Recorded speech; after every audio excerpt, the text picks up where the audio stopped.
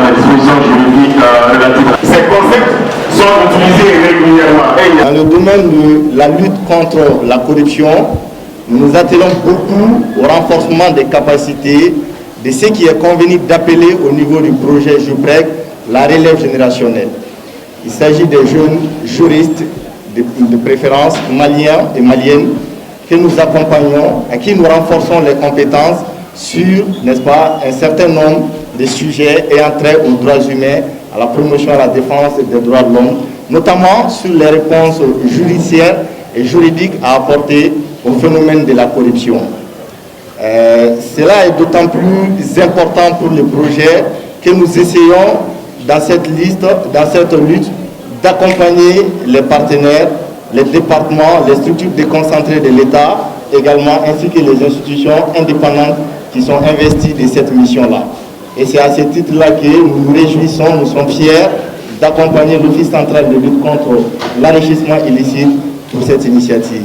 L'objectif est d'avoir une interaction avec le peuple, avec les citoyens, en particulier avec les étudiants qui, dans la frange de la jeunesse, occupent une place spéciale dans le présent et le futur de notre pays. C'est pourquoi cette activité a été organisée au sein de l'université pour pouvoir échanger directement avec les étudiants de manière à pouvoir vulgariser le cadre juridique national et international contre la corruption. Les enjeux sont des enjeux de développement du pays, des enjeux de réduction de la pauvreté, des enjeux de réduction, voire de l'élimination des injustices et des fractures sociales.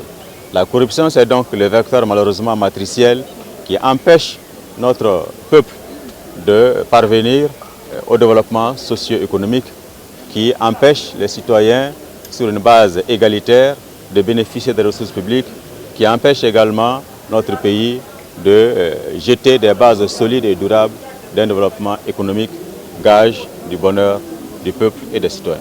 Les solutions sont d'abord de l'ordre psychologique, social, à travers la prévention qui passe par l'information, la communication, les activités d'interaction avec les citoyens comme celle d'aujourd'hui, afin de sensibiliser, afin d'ériger dans la mentalité de chaque Malien, de chaque Malienne, une digue morale contre le fléau de la corruption. Amener chaque Malien, en tout cas, beaucoup de Maliens à dire « moi je dis non à la corruption ».